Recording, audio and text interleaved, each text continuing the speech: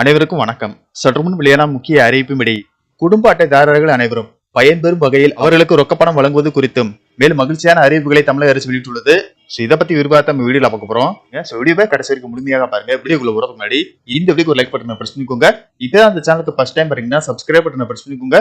கூடவே bell icon பட்டனையும் press பண்ணிக்கோங்க. வாங்க வீடியோக்குள்ள போகலாம். தமிழ்நாட்டில் பொது விநியோக திட்டத்தின் கீழ் குடும்ப அட்டைதாரர்களுக்கு ரேஷன் கடைகள் மூலமாக அரிசி இலவசமாகும். தூரம்பருப்பு, சீனி, கோதுமை, சமையல் எண்ணெய் உள்ளிட்ட அத்தியாவசிய பொருட்கள் மலிவு விலையில் வழங்கப்பட்டு வருகிறது. இதனால் ஏழை எளிய மற்றும் நடுத்தர மக்கள் மிகவும் பயன்பெற்று வருகின்றனர். மேலும் தாய்மானவர் திட்டத்தின் கீழ் வயதான முதியோர்கள், மாற்றுத்திறனாளிகளின் வீடுகளுக்கு சென்று ரேஷன் பொருட்கள் வழங்கப்பட்டு வருகின்றன. இந்த நிலையில் 2026ஆம் ஆண்டு பொங்கல் பண்டிகையை முன்னிட்டு தமிழக அரசு மக்களுக்கு பல்வேறு சலுகைகளையும் உதவித்தொகையும் வழங்க உள்ளதாக தகவல் வெளியாகி உள்ளது. அதன்படி தமிழ்நாடு அரசு பொங்கல் பரிசு தொகுப்புடன் ரூபாய் 3000 முதல் ரூபாய் 5000 வரை ரொக்கப்பணம் வழங்க உள்ளதாக கூறப்படுகிறது. அதேபோல் தமிழ்நாட்டில் மகளிர் சுய தொழிலுக்காக பெண்களுக்கு 10,000 ரூபாய் நிதியுதவி வழங்கும் புதிய திட்டத்தை அறிவிக்க தயாராகி வருவதாக தெரிகிறது. பிரதமர் நரேந்திர மோடி அல்லது மத்திய உள்துறை அமைச்சர் அமித்ஷா ஜனவரி முதல் வாரத்தில் தமிழ்நாட்டில் நடைபெறும் பொங்கல் விழாவில் பங்கேற்க உள்ளனர். அப்போது பெண்களுக்கான ரூபாய் 10,000 நிதியுதவி குறித்த அதிகாரப்பூர்வ அறிவிப்பை வெளியிட திட்டமிட்டுள்ளதாக தகவல்கள் தெரிவிக்கின்றன.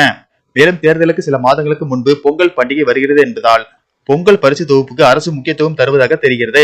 இதை தவிர பொங்கல் பரிசு தொகுப்பில் இடம்பெறும் பொருட்கள் தரமானதாக இல்லை என்ற குற்றச்சாட்டுகள் எழுந்த நிலையில் இந்த முறை தரமான பொருட்கள் வழங்கப்படுகிறதா என்பதை உறுதி செய்ய அதிகாரிகளுக்கு உத்தரவு பிறப்பிக்கப்பட்டுள்ளது. கடந்த ஆண்டை போலவே ஜனவரி 3ஆம் தேதி முதல் ரேஷன் கடை ஊழியர்கள் வீடு வீடாக சென்று பொங்கல் பரிசுக்கான டோக்கன்கள் வழங்க உள்ளதாக தகவல் வெளியாகி உள்ளது.